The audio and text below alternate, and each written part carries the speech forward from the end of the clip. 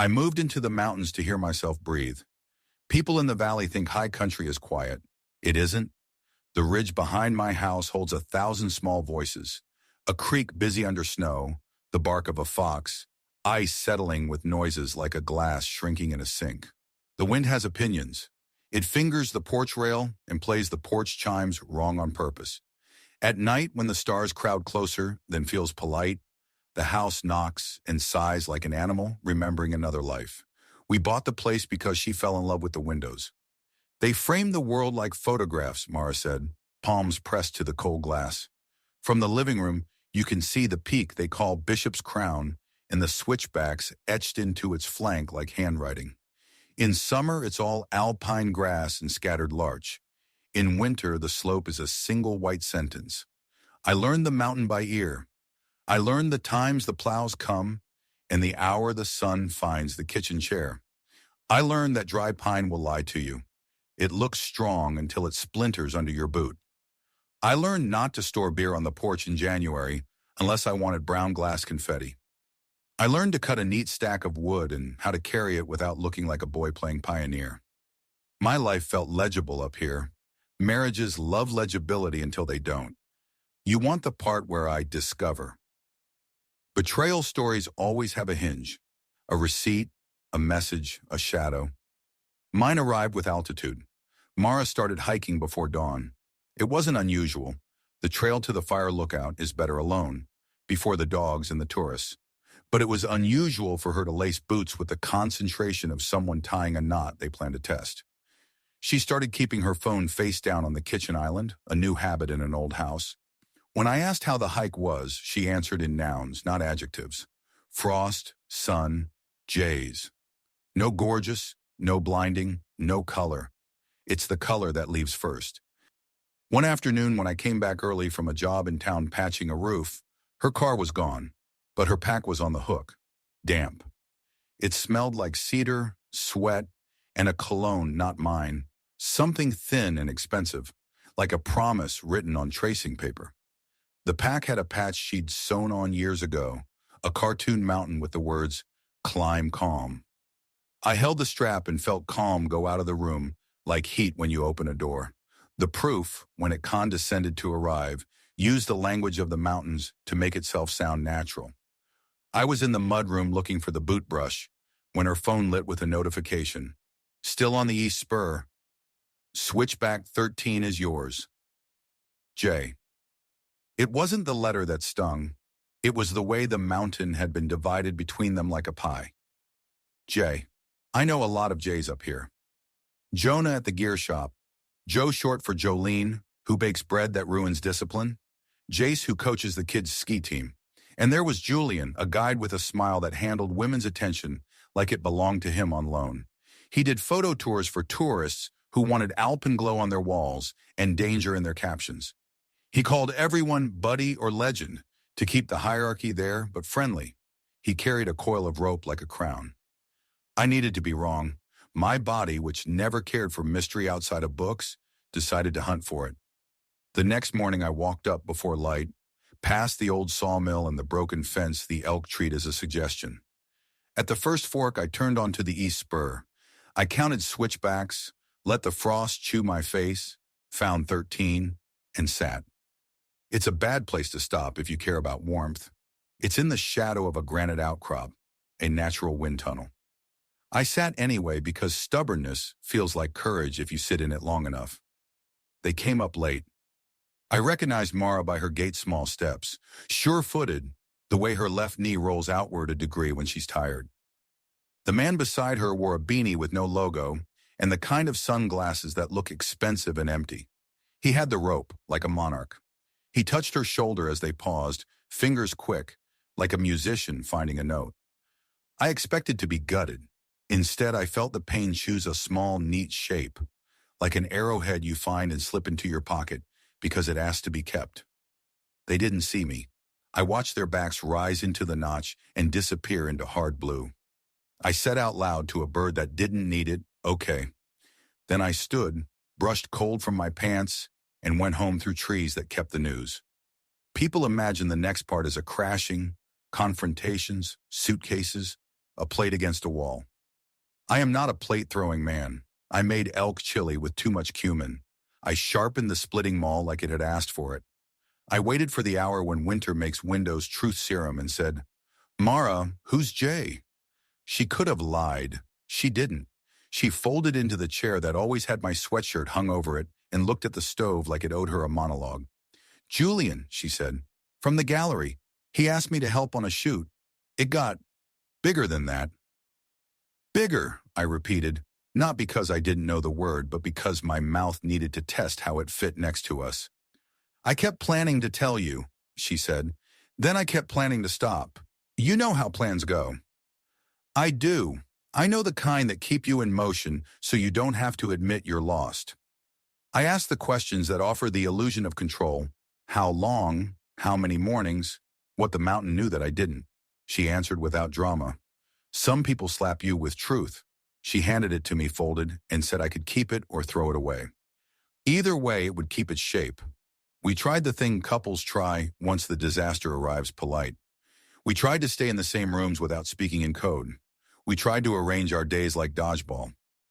I learned where not to be, and she learned to apologize smoothly, like an experienced skier avoiding ice. 2 weeks later, we were done pretending.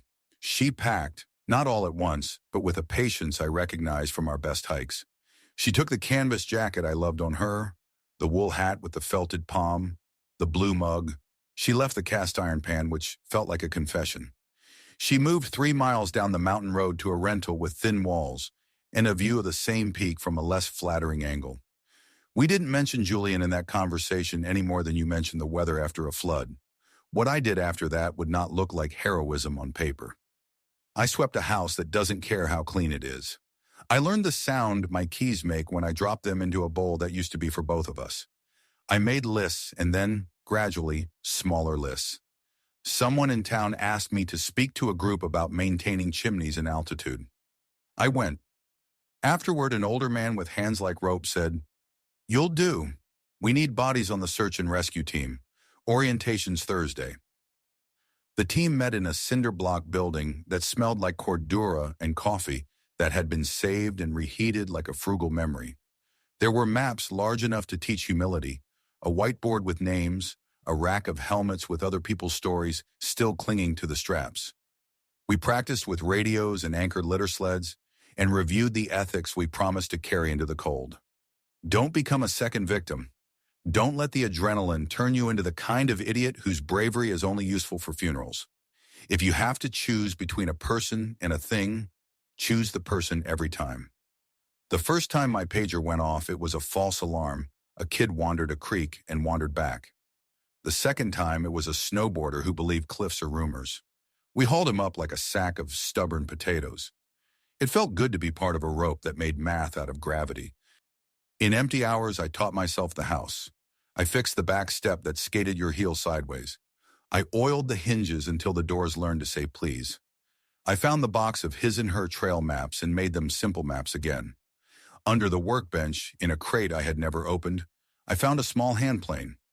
I learned its appetite, the way it lifts a curl of wood like a ribbon when you honor its angle. I made a bench from the old pine the previous owner had stored, as if he believed he might live long enough to need it. I sat on the bench and learned how good honest weight feels when you put it somewhere you built. I didn't try to hate Julian. Hate is a second residence, and I couldn't afford to. I saw him around town occasionally, shoulders already telling a story before his mouth did. Once at the co-op, he passed me an apple I couldn't reach.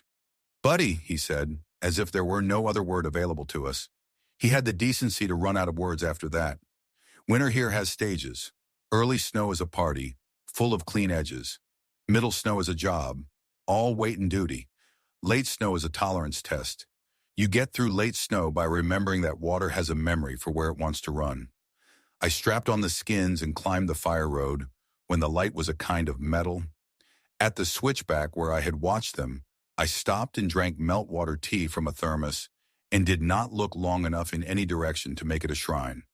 I would like to say I healed like a photograph in Developer, a clear picture, then drying and done.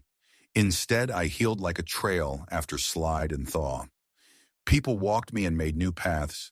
Time threw rocks back to where some belonged. My patience learned to breathe through its mouth. When the avalanche came, it didn't announce itself in a movie voice. That day in late February, temperature had risen, then fallen. The mountain had been layered like pastry. Sun made the south face chatty. The crown released at 2 in the afternoon right when school buses checked their mirrors at the stop sign. It dumped a slab the size of a building into a chute that likes to catch everything people drop. I was splitting kindling and felt the sound before I understood it. A long-held breath finally deciding not to be held. The pager said 4 words I will always hear in cold font. Slide. East spur. Multiple. We gathered fast. People who were just buying stew meat slid into gear. The cinder block building turned into a hive. We moved like the version of ourselves that exists only when the river runs high or the mountain decides to shrug. On scene, the sheriff's Tahoe was already dusted with powder as fine as flour. The slope looked like a white page someone had erased too hard. Beacon, probe, shovel. The grammar of rescue is simple and hard. I swept with my transceiver, the beeps quickened, the graph leaped, and then we were all hands. Snow seems harmless until it becomes stubborn as concrete. We dug in teams of 2 and 3, rotating before our shoulders lied about their willingness to go on. I found a glove first, then a wrist, then the arm attached to a man whose lips were the wrong color. We cleared the face and he gasped, blessed insult of air returning. He tried to rise the way men always try when they're not done being the hero of their own day. We held him carefully. His goggles hung like a suggestion. He blinked and failed to focus. Julian, he rasped, choking on a name like road dust. He wasn't calling me. He was calling for him. 40 feet downslope, another team had a signal. We dug again, formed a pocket for the face, cleared the chest, cleared the hips. When we turned him, snow ran out of his hood like spilled sugar. It was Julian. Of course it was. Of course the mountain recycles its characters like a repertory company. He coughed. His eyes found mine without drama. Recognition slid between us. A quiet animal used to being fed. Hey, he managed. Hey, I said, as if we met at a hardware aisle selecting screws. There are moments when the universe offers you a worse version of yourself and asks if you want him. I didn't. We packaged him for the sled, made a cradle of insulation and straps, ferried him to the meadow where the helo could bully the air into submission. I kept a hand on the litter rail the whole ride down because I needed something useful to hold. He watched my glove, a brown leather thing knuckled white with frost. He didn't ask forgiveness. I didn't offer it. We did the simpler exchange. I did my job. He allowed my job to be done. The mountain kept 3 that day and let 2 go. The 3rd had been under too long, lungs filled with snow, and then mercy. We stood in a circle when the body bag closed and none of us pretended not to be praying. The mountains don't care for our words. They accept them the way they accept far-off city light, as decoration. In the night that followed, the house creaked like an elder explaining grief. I didn't drink. I didn't pace. I made tea and sat at the table with a map and a pencil and drew the slide as if understanding it could make it not true. At midnight, headlights braided up my driveway. It was Mara's car. She stood on the porch with her hat in her hands like she had come to borrow something she should never have returned. Her face had the mileage grief prints when it decides to drive through. He told me, she said. How is he? My voice didn't know which tense to pick. Alive. She inhaled and exhaled like a student remembering the steps. He says you... She stopped. Thank you, she said instead, because what else fit? We stood with the door between us like a neutral third party. The air that snuck around her legs smelled like the slide. Cold crushed into a smell. I moved aside. She came in. The house remembered her and pretended not to. She didn't talk about him. I didn't talk about her and him. We talked about the man who didn't come home and the family who would have to learn a new grammar. She set her hands near the stove the way she used to when she came back from a run and would warm herself before pouring coffee. The memory rose, looked at us both, and sat down at another table. Why are you being kind? She asked finally, which is a fair question to ask of a man with every reason to display the opposite. The answer wasn't noble. It was simple. Because I like the person I am when I am, I said. Because the mountain will always be bigger than our small meanness. She nodded like someone looking at a trail sign that says there's still a long way to go and deciding to go anyway. She cried without theatrics. I handed her a clean towel like you would to anyone you respected having a bad day. When she left, she paused at the door. I thought the mountain would save me, she said. Turns out it made me honest. After that night, honesty decided it could live in my house without paying rent. I kept to my work. I learned to cook for one without apology. I joined the Thursday night cribbage game at the bar with the good elk burgers and the bad jukebox. I taught the neighbor's kid how to set a snow anchor with 3 pieces of gear and no swagger. I forgot about tasting cologne in my own mudroom. The house put on its spring creaks. People ask if we got back together. No, that's not the story. We became people who could bring each other soup in the sick weeks without contaminating the recipe with history. We could stand at the same memorial and not occupy the same argument. When we passed on the trail, we took off our sunglasses and let our faces show weather. That is a kind of love. It doesn't get movies. The divorce clicked through paperwork like a gear with grit in it. The judge on the screen spoke as if he were narrating a polite show about fences. When I walked out of the courthouse, a storm built over the ridge. In town, wind unrolled awnings. Back home, I stack-covered the woodpile and laughed because there's something indecent about weather's good timing. I took our rings, hers left in a dish, mine warm from my pocket, and put them in a small box I made from the same pine as the bench. I sanded it until it took a shine you only get by insisting without force. I did not bury the box. I put it on a shelf I can reach. Every so often I dust it. Evidence deserves to breathe. Summer in the mountains is a carnival that earned it. Lupine in the ditch, children whooping in snowmelt as if their bodies could tell the glacier a secret. Thunderstorms rehearsing drama like overexcited cousins. I kept answering the pager. We found an old woman who had gone out just to smell the pines and decided to keep smelling them farther than she meant to. We carried her out in the litter while she told stories about a teacher who once lived in a tent and taught math by counting stars. I wrote her name on my hand and washed around it for the rest of the day. In August, the gallery reopened with a show of mountain photographs. People gathered to purchase sunsets in fear and frames. I walked in because I am, in the end, a citizen of this place, and because part of me wanted to see if images could be as honest as cold. Julian stood near a print of the East Spur in golden light. He was thinner. Not a poetic thinner. Just the kind that happens when parts of your life insist on draining you. He saw me.